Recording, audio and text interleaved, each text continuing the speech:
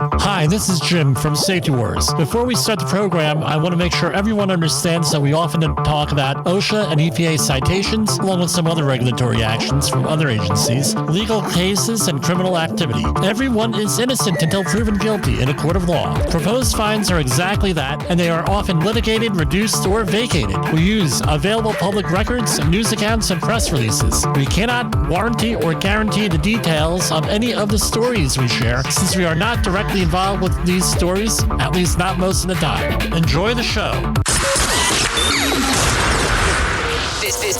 This show is brought to you by Safety FM.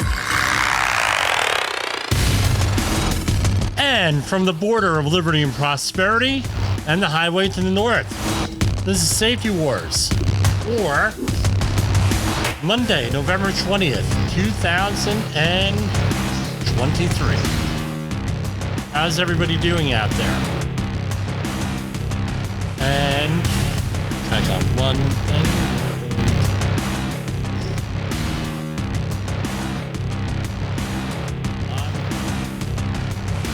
Okay, there we go.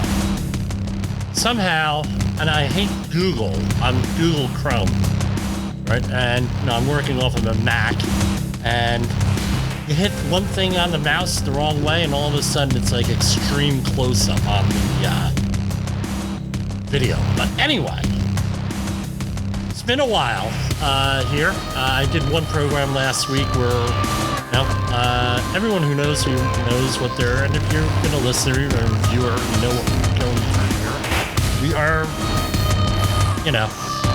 it sucks. It's death of a parent always sucks. But it's something that we all have to go through, I guess. A lot of stuff going on. What I'm going to make a suggestion to everybody here is you plan everything out. All right, with my mother, we had everything pretty much planned out with this. And it makes things a lot easier. But again, you could never get over that shock of this happening with this. But yeah, I'm doing fine. I got a lot of concerns, a lot of emails. Hey, Jim, where have you been? Well, that's where I've been. We've just been dealing with family stuff. Anyway, I want to belabor it. Said some pretty controversial things last program. I did not release it on a podcast because I think I could have said things a little bit better than what I did out there. So here we have, let me revisit some things. I'm going to come right out of the gate with the controversial things. Here we have, and this is from last week, but I'm going to comment on it because this is going to be one of those things that keeps on reoccurring. Here I have, and this is from a couple weeks ago, second teacher at Missouri school on leave over OnlyFans side hustle. It's working out okay so far. Quote, Missouri high school English teacher, not going to mention her name, said school administrators found out about her OnlyFans account and placed her on leave. A second teacher at a high school in Missouri was put on leave after administrators discovered her OnlyFans side hustle.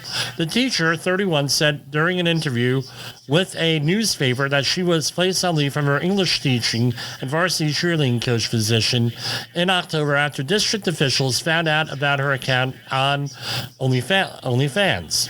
The teacher said in the interview that she made an account on the direct-to-subscribers website because she has over $125,000 in student loans and needed extra income.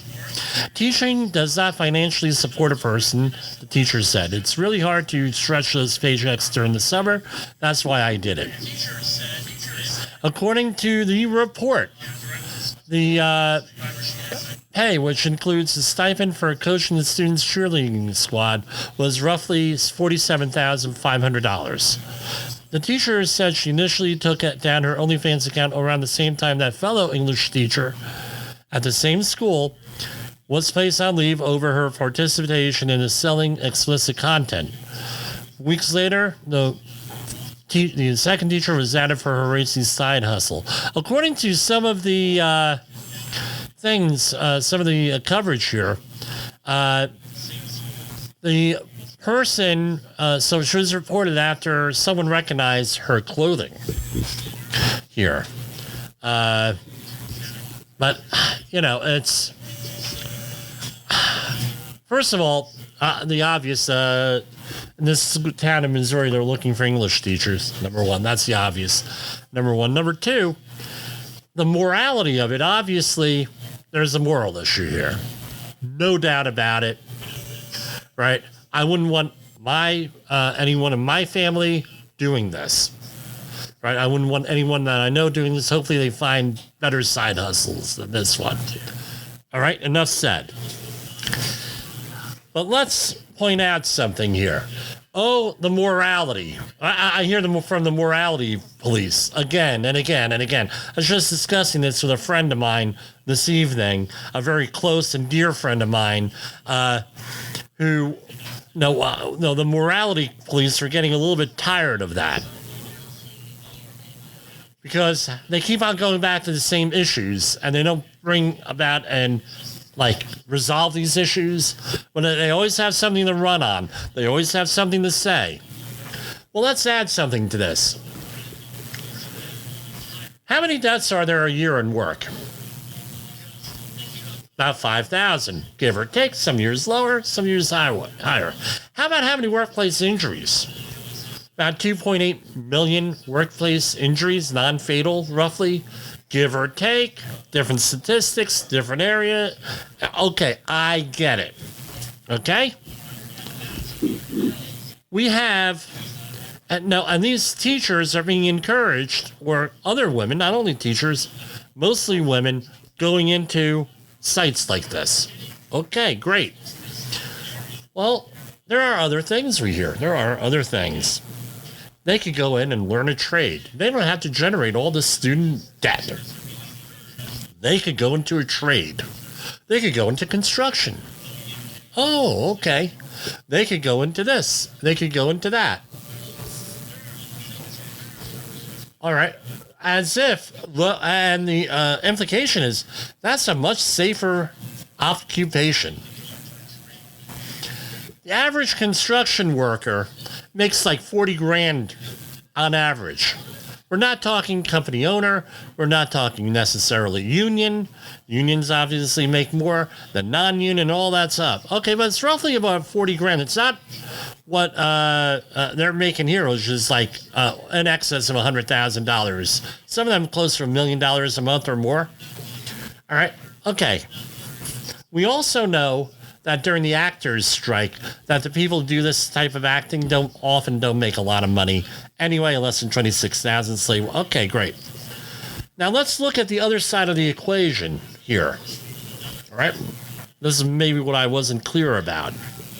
What about the morality of sending people into and selling them on a trade where 800 and some people a year die from falls? Is that moral? For not a lot of money. Is that moral? How about 2.8 million non-fatal into the workplace? Is that okay? Are we okay with that? Where's your moral outrage on that one? Where's your moral outrage on the long-term effects of this stuff? All right. So here we have. And it's an older article, but it's from Australia, and this is from they don't really give a date on this report here. Let me see. And I imagine it's the same things, and this is from a couple years back, but I'm sure that the numbers hold. At least the accident rate holds. Analysis of persons 18 years old. Right? Prevalence of modified lifestyle risk factors among industries. All right? And this is by percentage. 24% of construction workers in Australia, a couple years back, 2014, 24% smokers. 53% inadequate food, right? And vegetable intake. Physical activity, 58%.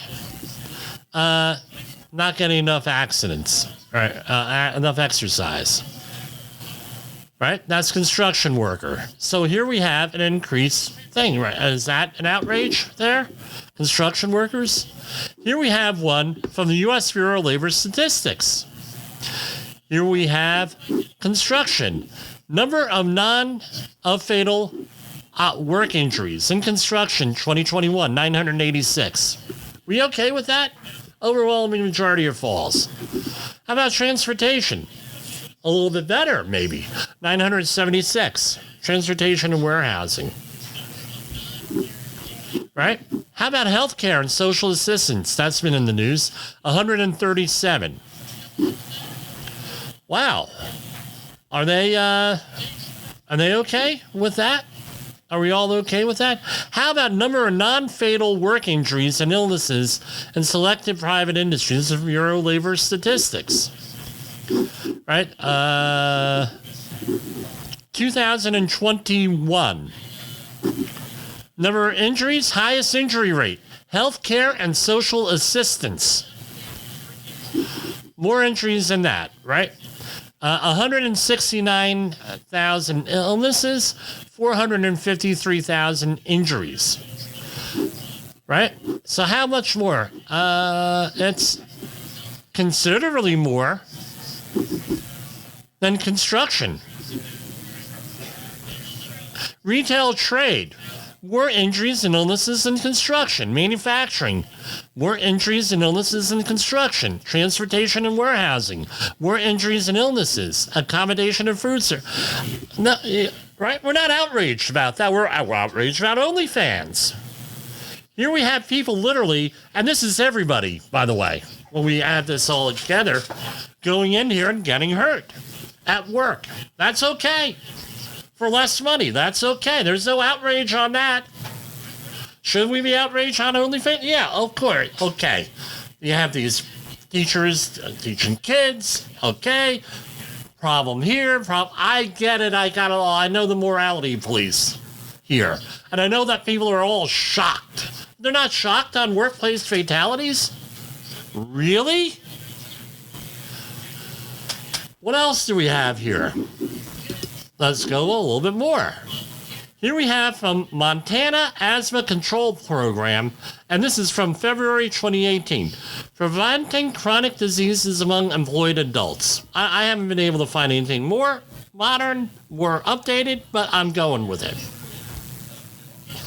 Here we have age-adjusted percent of employed Montana adults who have at least one chronic disease. Office and administrative support, 51.4% have a chronic illness. Sales and related, 50.5%. Service industry, 50.3%. All right, going down, construction, 39.8%, and it goes all the way down. And farming and fishing and forestry, 35.7%. Okay, chronic illnesses. Average number of poor physical or mental health days the last 30 days among employed Montana adults with at least one chronic disease. Again, who tops it out? Transportation and materials. Construction is somewhere in the middle, and then sales and related down there. Okay, now, what are those illnesses? Are we okay with this? Age adjusted, I guess this is percentage. Let me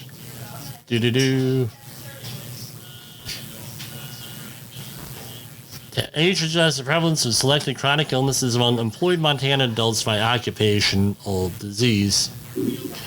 Okay, and all right.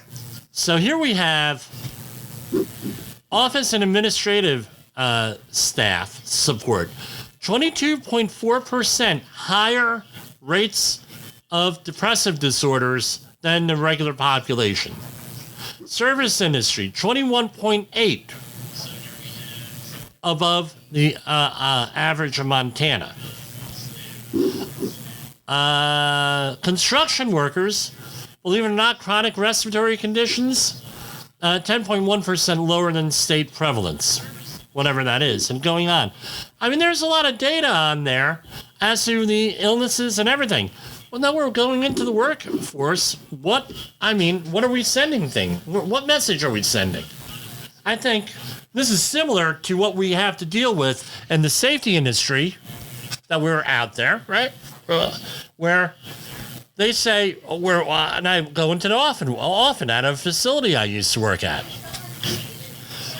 where somebody gets hurt on a file cabinet, right? And they get a laceration requiring stitches. Feel bad for the guy, right? So now, what's the focus? The focus is on hand injuries. Okay, this is a big industrial environment. Oil refining, huge one, multiple exposures, like you wouldn't believe. Some with leading indicators, some lagging indicators, some predictable, some not predictable, what have you. All this stuff. All right? What are we focused on? We're focused on hand injuries. And we're going to be focusing on that hand injury. And we got to go out there and blah, blah, blah. That doesn't relate to anything else going on there. A guy reaching into a file cabinet, not watching where his hands are. This was like another contractor. And then we hear, well, all the contractors, you're doing a bad job. We have to have that green and white sign has got to be 0. Oh, and our total recordable rate's got to be 0.5 or 0.2 and blah, blah, blah. Otherwise, they're complete failures or we're bad people. And then we're focusing on that, hand injuries, while everything else is going on. And then someone gets hurt over here. Oh, now our focus is all of this stuff here. Blah, blah, blah. And they don't go and they don't see the big picture on anything. They think that they're going to be able to predict accidents and incidents and everything else based on subjective data and near miss reporting. But that's a discussion we've had before and on another day. But spare me the false moral outrage with all the other stuff going on out there. Right? And just nothing pisses me off more than false moral outrage. And I'm sure people from my class reunion are going to be talking about this tomorrow at our alumni event. We use it as a class reunion, basically. Here we have another one. Nurse fatigue creates a dangerous environment. And we just mentioned that, healthcare, a lot of injuries in that. Nurses work long hours and play a critical role in keeping patients healthy. This is from NSO. What is NSO? Nurses Service Organization. Some type of trade group. I'm not sure if it's a union or union affiliated or anything like that. All right. Nursing fatigue costs the U.S. billions of dollars each year. Mental exhaustion can lead to mistakes, and when those mistakes affect the health and well-being of patients, the consequences can be devastating. Imagine a tired nurse misinterpreting a healthcare provider's orders to continue medications, causing a diabetic patient to miss their insulin, and going on and on and on. And this was in the news last week. There's some strikes going on, and this is one of them. And there's apparently a huge nursing shortage. I'll do the cap. I got numerous articles here. There's a huge nursing shortage because of the pandemic, right, and everything else. They don't have enough nurses, so nurses have been leaving. So what have they been doing? A lot of these facilities. They're going out there and they're saying, we're not going to hire any more people. We're just going to work overtime. Oh, really? That's a wonderful solution. Maybe you're forced to do it. Well, let's face what the long-term problems of this are with the nurses. Could be your thing. Okay, we're talking dangerous to the patient. I tell you what, when my parents are in the hospital, the times, especially my father, you know how many medical mistakes he found with the damn medications? My mother, the last time that she was in the hospital, she signed herself out because of the medications. So I went through in disaster preparation month that I had, and I recommend everybody do this, I had my mother's medication list with all of her doctors, all the dosages, all the times a day, and I had it in order, and I had this going, and this, I had it all. Everything that you needed to do this, I spoke to her caregivers, I spoke to everybody else. Everything worked out great, okay?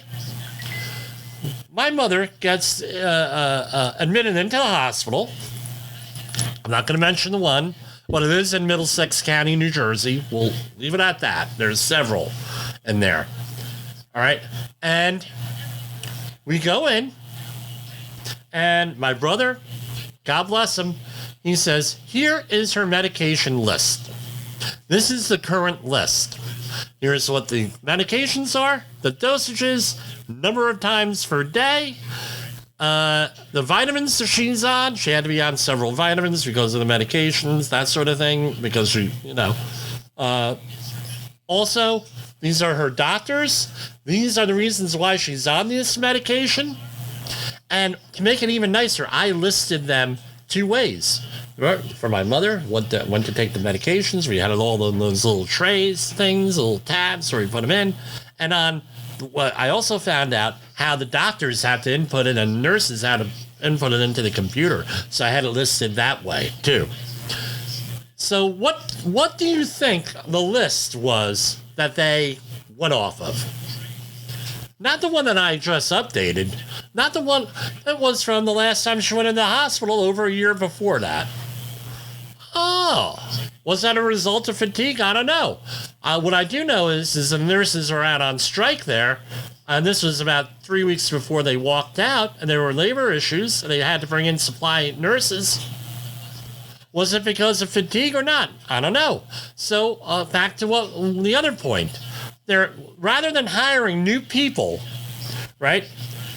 They're putting people on overtime and getting per diem nurses. What don't you have to do? You don't have to pay for benefits. Oh, you didn't know that. You didn't have to pay for benefits. You have fewer people, less HR issues. Apparently, in the short term at least, it's cheaper to put people on overtime than hire someone else and have enough of a supply. Then they, with hellish conditions here, again, it's not the nurses' fault. These nurses are working. I have a couple of nurses in my family. They're working 60, 70 hours a week, 6, 7 days a week. What do you think is going to happen? Why isn't anybody shocked about that? Nobody's shocked about it. They're worried about OnlyFans. They're worried about the election, right? Another distraction. A freaking year and a half out from an election, they were going on, all this other stuff is going on. What the election?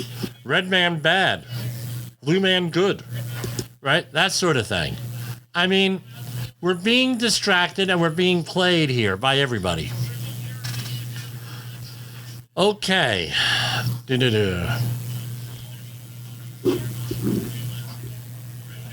What do we got here? Let's go. I'm going to take a chill pill.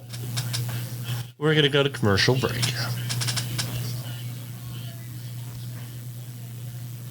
Hold on, right here.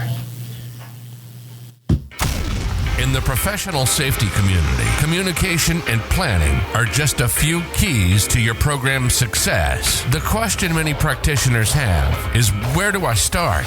Dr. Jay Allen, the creator of the Safety FM platform and host of the Rated R Safety Show, has built a global foundation to help you along the way. Go to safetyfm.com and listen to some of the industry's best and most involved professionals, including Blaine Hoffman with the Safety Pro, Sam Goodman with the Hop Nerd, Sheldon Primus with the Safety Consultant, Jim Pozell with Safety Wars, Emily Elrod with Unapologetically Bold, and many others.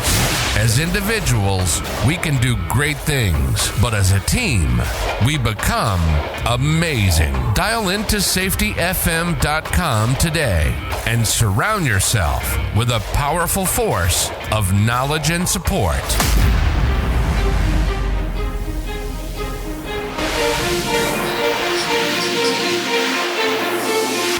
Amazing. Dial into safetyfm.com. And I'm just checking out the streamers here, if you hear that in the background. OSHA recordables, catastrophic losses, environmental disasters. You want answers? So do I. This is Jim Posel with Safety Wars. That's my daddy! Safety Wars is streaming now. SafetyFM.com. This is Safety Wars, broadcasting to our brothers and sisters in the occupied territory of behavior-based safety. Get out your secret decoder ring. Here is your nightly message. Human error is normal. Human error is normal.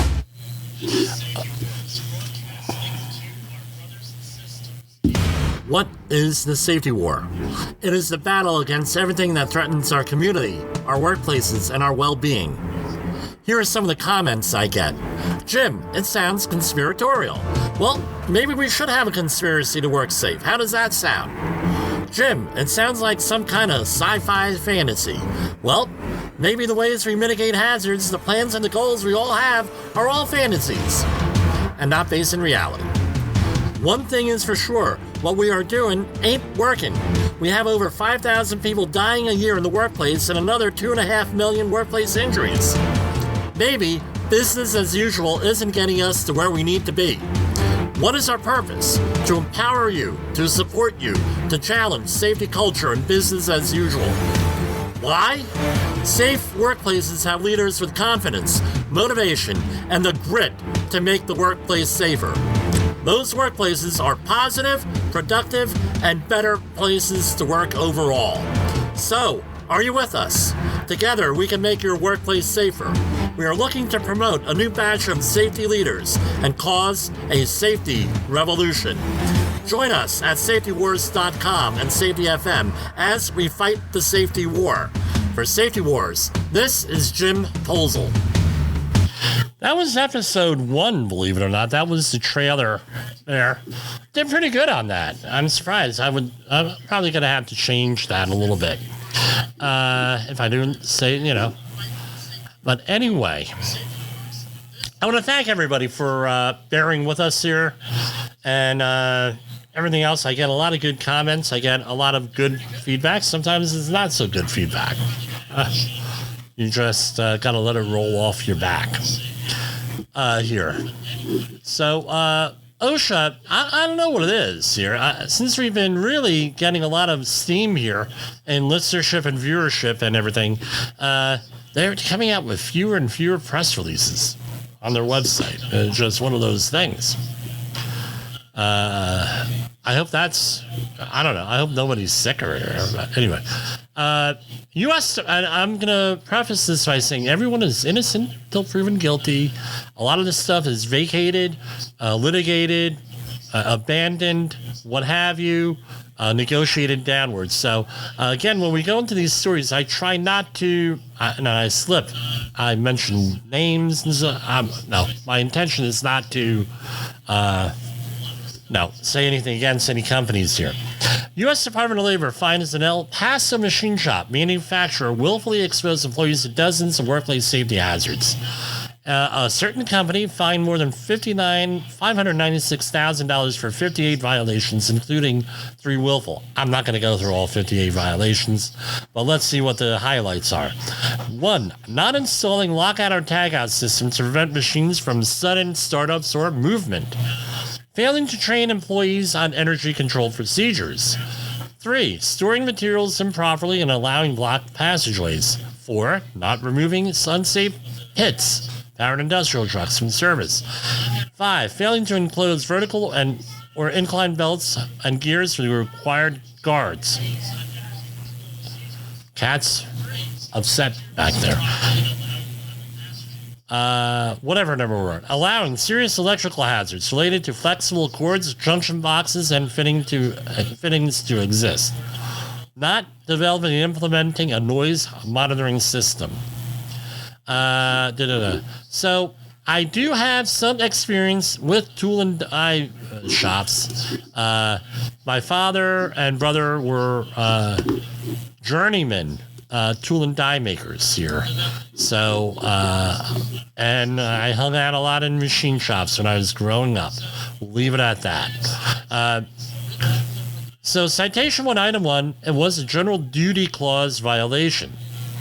And it was almost an $11,000 fine. What is a general duty clause? The employer did not furnish employment in a place of employment which were free of recognized hazards that were causing or likely to cause death or serious physical harm to employees, and that employees were exposed to struck by hazards in case of forklift collision and tip over where seatbelt was not used. All right, so again, not wearing a seatbelt with a forklift. I give forklift training. I did a class this weekend in South Jersey, Burlington, to be exact. And sure enough, do we have to wear seatbelts? Well, yeah, it says so on the thing, number 1. Number 2, you will get cited by OSHA for not doing it. Number 3, if you do get into a collision, you're going to fall out.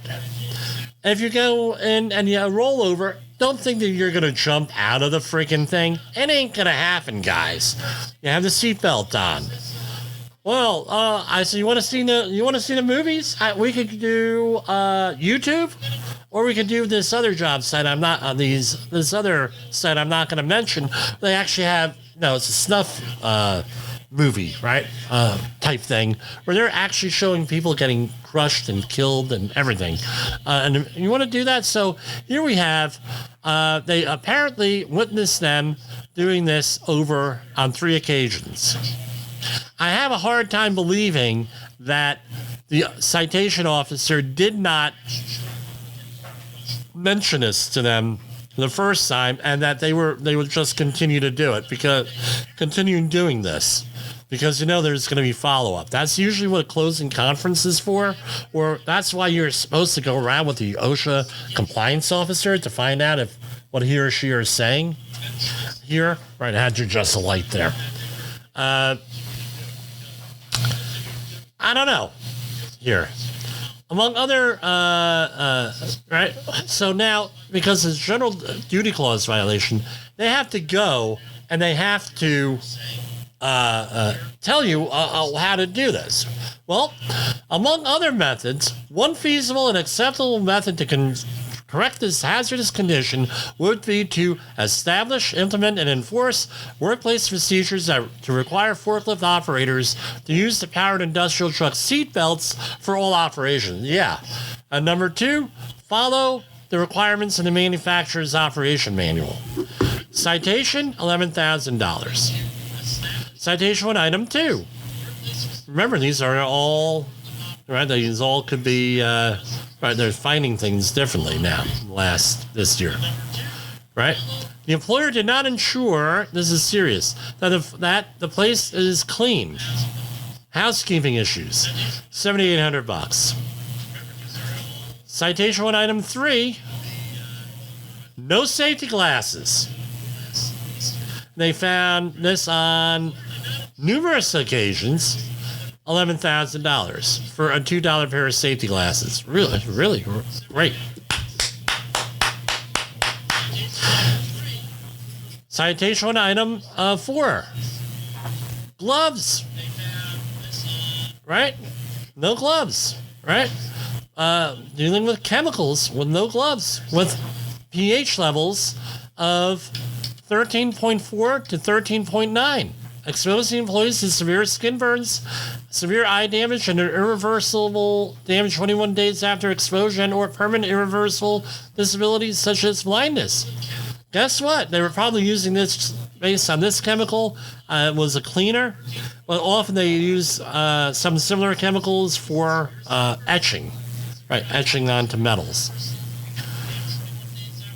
All right. And this is a personal chemical burns. Another one, hand protection. Well, that was cut by a metal shaving, because when you cut metal on, let's say, a lathe, it comes out like in a spiral fashion, like a corkscrew, often. And guess what? It's razor freaking sharp, and it's red hot, and it's full of oil. Again, $11,000 for that. Here we go. No warning tags, $11,000. Another serious one. No lockout tagout procedures. Extensive. We're talking pages worth here. Another $11,000. More lockout tagout. No training. Lockout tagout. Now let's go on.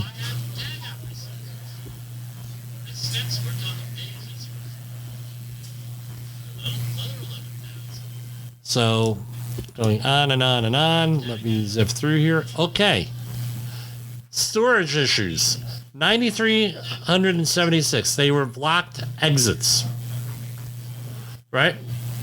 I'm sorry, that was blocked. It was blocked, interlocked, or limited in height so that it was stable and secure against some material improper storage. $9,300. 1910-178. No training on a forklift. $7,800. Citation 1, item 13B.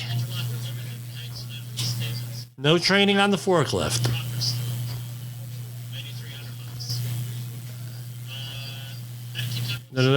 Powered industrial trucks found to be either repaired, defective, or in any way unsafe had not been taken out of service. $9,300. It just goes on and on and on. Does anything else strike me?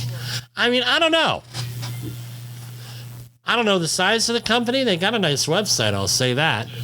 But chances are they did not have a full-time safety professional. Not really necessary. How about a trained regular person here? I mean, it goes on and it goes on. What's the total? NIP points. $405,586 on that one.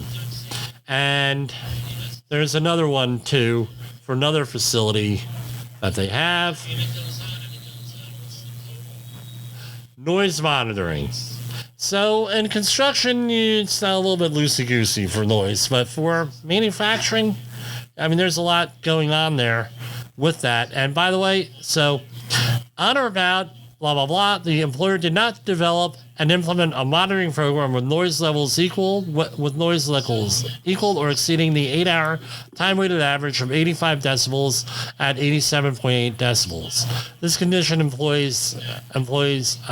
expose employees to health hazards such as hearing loss. So at 90 or above, you have to wear some type of hearing protection. You have to be between 85 and 90.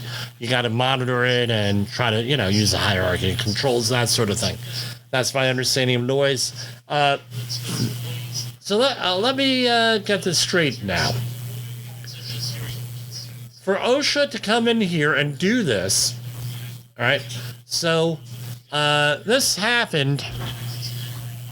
You know that you're on their Guvno list. You know that. For whatever reason, doesn't matter. So this inspection was in June. All right. The other inspections were in May.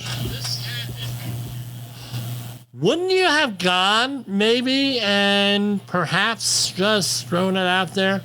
We're on the radar. Ding, ding, we're on the radar, right? And they're pinging you, right, with that. We're on the sonar. And they're not going to say, well, maybe we should go and look at stuff and maybe blah, blah, blah. And then they're going to come in there. They're going to come in there and and then they go out there and, they're going to go in there and do a full day's air monitoring. Really? Really? I don't know. Now here we have a willful, right? Citation 2, item 1 at the second facility. The employer did not establish or maintain an audiometric testing program as provided by blah, blah, blah, right? On or about August 29th, and at times started here too, the employer did not maintain an audiometric testing program. This condition, right, blah, blah, blah, exposed employees to health hazards such as hearing loss. So they did a 470-minute sampling period on 8/29, and another employee there. Right now, it's $125,007. At a certain point, they were told to do this. With this. Here's another safety data. This is a mess. Someone's gonna. I don't know. When they tell you to do something, it's probably a pretty good idea to do it. Just what I'm saying. Thank you. All right, what else do we have here? Okay. OSHA finds plant explosion that killed one person could have been prevented. The Federal Occupational Safety and Health Administration had found an explosion that killed one worker at a pharmaceutical chemical plant in Massachusetts could have been prevented. OSHA, and I was unable to find this yet. When I get details, I will have them here, for this, right? Wasn't on the website yet. The results of the OSHA investigation announced that the main explosion at the sequence plant in Newport, Massachusetts, killed a worker. Video showed most of the roof torn off the building. Results of the OSHA investigation announced Thursday, this is from ABC News, found the company and its subsidiary lacked safeguards in the chemical making process. Sounds like a general duty thing. The investigation found numerous deficiencies in the facility's safety management program for highly hazardous materials. All right. It also found the company did not determine the combustibility hazards of materials used in production of the chemical, blah, blah, blah, and did not include safe hover and lower temperature limits to prevention of decomposition of Decon 139. So there is a process safety management standard under OSHA for highly hazardous materials. You're supposed to basically have plans for everything. And it goes in, and it's very vertically integrative into your system. So when you go and do upgrades and things of that nature, you're supposed to interview employees and everything else. And I'm not saying that's what the problem here was. I'm just saying it's stuff like that. So it's very detailed and everything else. I'm actually surprised that this company actually was this, because I know this to be a good company otherwise. The conditions found during the investigation led OSHA to cite both companies that were here, right? 11 violations, including 8 serious ones. What do we have? Process safety management standard, blah, blah, blah, employer, going on. The requirements of OSHA's, and this is from Sarah Carl, OSHA's area director in Andover, Massachusetts. The requirements of OSHA's process safety management standard are stringent and comprehensive because failure to comply fully can have a severe or catastrophic impact on employees that, in this case, cost the worker their life.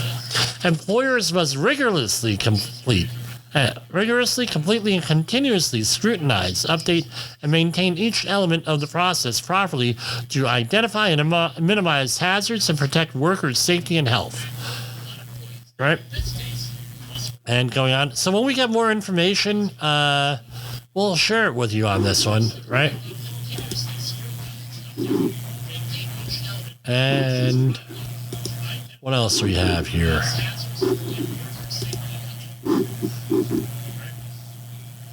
This is from November 16th. This is from WSAV.com by Molly Curley. OSHA construction workers death at Hyundai site. Hyundai, right? Now I'm talking like I'm from Bayonne. Hyundai site could have been prevented. The death of a construction worker at the Hyundai Meta plant in Bryan County could have been prevented, safety investigators have determined. According to OSHA, investigators found that Eastern Constructors Incorporated failed to ensure workers were provided the proper equipment, fall protection equipment. Again, this past weekend, I was doing the training, right? We did authorized user training under OSHA. Authorized user training under ANSI for a client.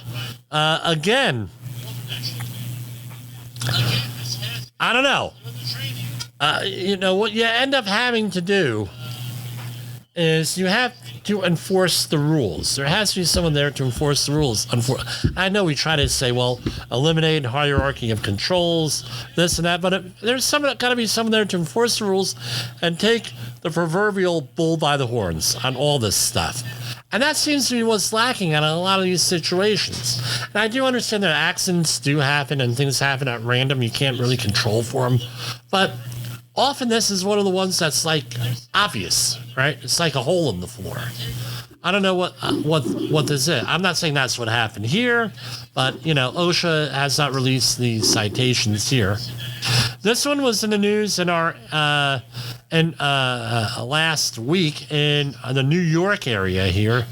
A 19-year-old construction worker was fatally struck by, and this is from ABC News, by they have a picture of it here. It is a MEWAP, yes. It is a aerial, what we used to call an aerial or boom lift, and this was an articulating lift here.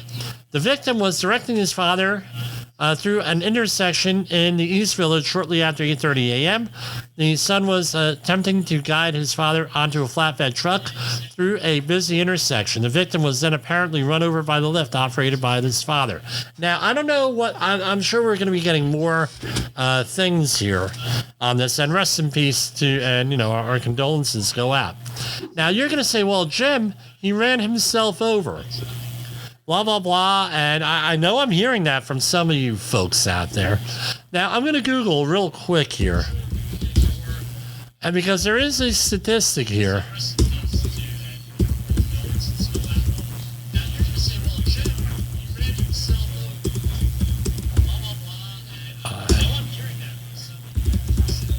Okay, so it just comes to me. All right, so here we have... this is from OSHA.gov, American Road and Transportation Builders Association, right? And they have a field guide here. Let's see here. Construction equipment, here you go, and vehicles cause about 1/3 of all work zone fatalities. According to the U.S. Bureau of Labor Statistics, on average, 130 workers are killed and struck by incidents on roadway construction sites each year. All right. Now, spotters. Now you're going to say, well, hey, if you've never spotted a piece of equipment here, let me explain it to you. It's very easy, right? You're watching that equipment. You're watching, and this could be for an overhead hazard too. You're watching it. You're focused up here. You're focused here. You're focused here. You're focused here. You're not necessarily focused on what's behind you, the spotter. This is what makes it very difficult with this. And I read a statistic, please don't quote me on this. Something like 30 people die from several hundred people get run over by the equipment they're directing. This is a very common thing. This happens because their attention is focused. They don't realize all the time that these equipment, especially if you're dealing with a lull, class 7 forklift or pit, right? Something like that, a lot of blind spots. So what happens is they're out there and they get run over. And they direct it over themselves. So don't be so hard on the victim or even the operator here, which is his own father. Well, how could that happen? It could happen pretty easily. It almost happened to me, where people aren't paying attention and when you're doing this. So, something to really pay attention to. The people don't realize the blind spots on any of this stuff where, here you go, hold on.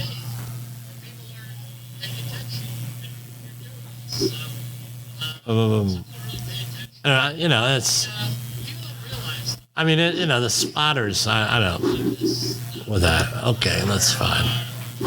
Here we have one that's been in the news all weekend up here in the Northeast, right? The U.S. cannabis production industry's first reported occupational asthma that took the life of a worker in Massachusetts, according to OSHA. The woman, 27, was working in a cannabis cultivation and processing facility when she experienced worsening work-related respiratory symptoms that ended in a fatal asthma attack in January 2022, officials said in a federal report published Thursday. The report states that allergic diseases such as asthma are a growing concern. Now, they have a link to the federal report. This was listed in MMWR, right? Morbidity and Mortality Weekly Report. And they have they use this as a case study.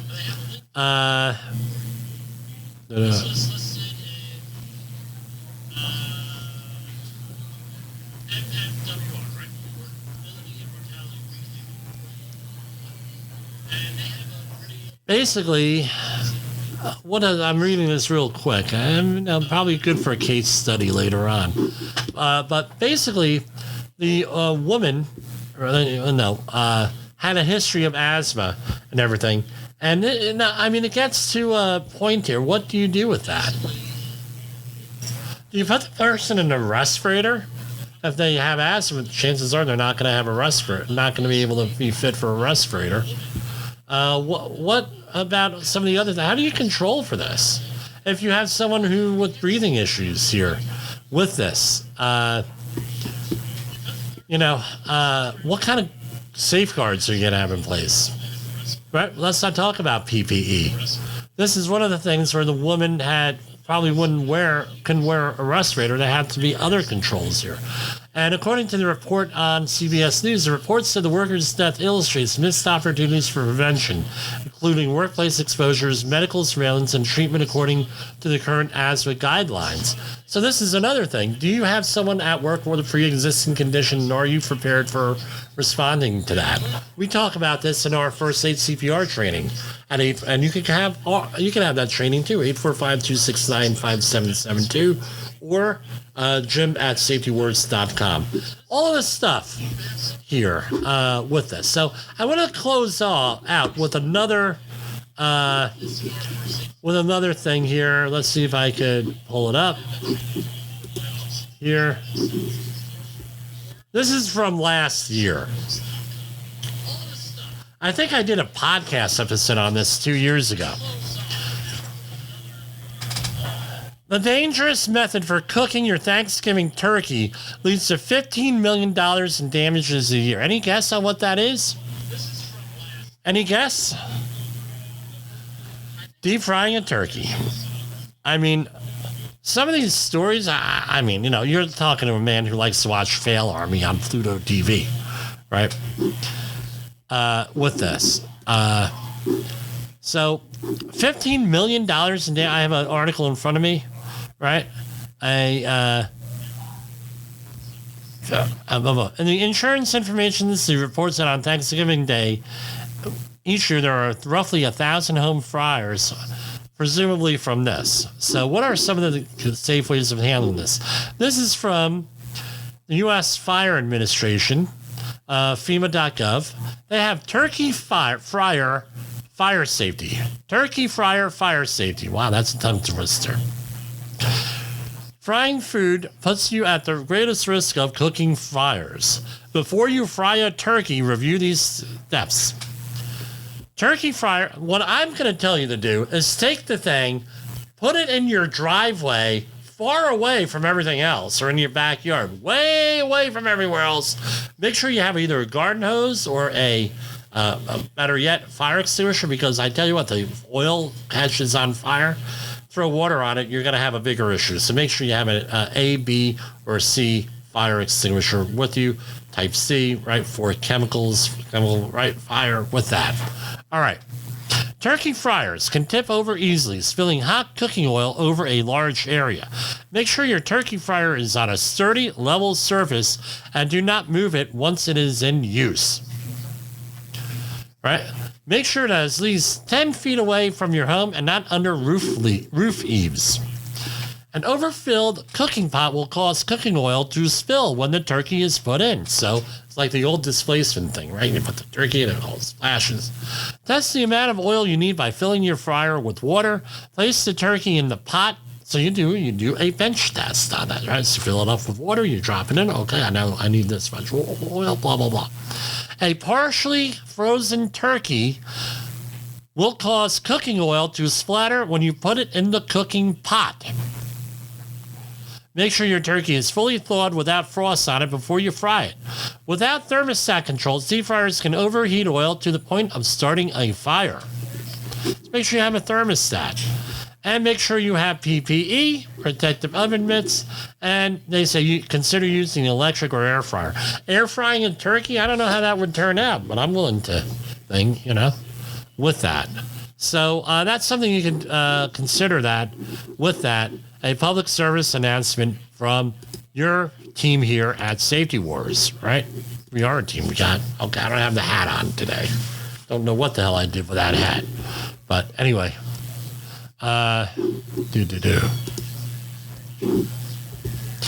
Okay. What else we have here? Let me see how much time I have left on the stream here. Bear with me. 4 minutes, 46 seconds till the end of the program. So I'm going to go through one more commercial, and then we might do the outro at the end of this. Is your safety training old, stale, and hackneyed? Is your safety trainer still preaching a warped version of behavior-based safety? How about safety training that actually addresses your hazards in your workplaces and is not standardized baloney from 25 years ago? Contact the Safety Wars team at safetywars.com or call Jim Posel at 845-269-5772. Remember, if you're receiving this message, you are the solution to unsafe workplaces. Okay, and I think we're probably going to call it a wrap here for this. I want to thank everybody for the continued support that I've gotten here on Safety Wars. Okay, everybody, have a great night. I will, I don't know if I'll be on the air tomorrow, but definitely I will be on the air on Wednesday. If not, something happens, I want to wish everybody a happy Thanksgiving. This week, hopefully you're enjoying it, and, that's all I have to say. The views and opinions expressed on this podcast are those of the host and its guest and do not necessarily reflect the official policy or position of the company. Examples of analysis discussed within this podcast are only examples. They should not be utilized in the real world as the only solution available, as they are based only on very limited and dated open source information. Assumptions made within this analysis are not reflective of the position of the company. No part of this podcast may be reproduced, stored in a retrieval system, or transmitted in any form or by any means, mechanical, electronic, recording, or otherwise, without prior written permission of the creator of the podcast, Jay Allen.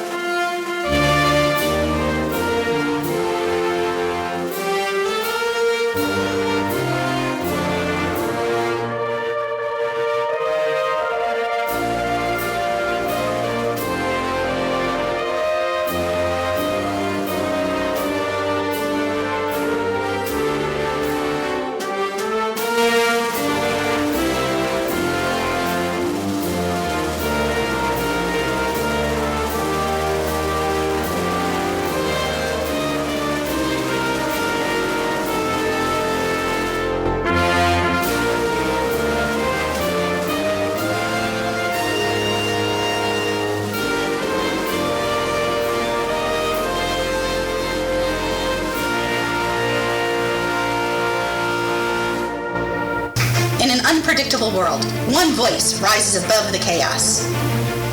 Meet Jim Posel, a seasoned safety expert who's navigated through some of the most dangerous scenarios, from anthrax, explosive cleanups, disasters, and numerous environmental cleanups, and lived to tell the tale.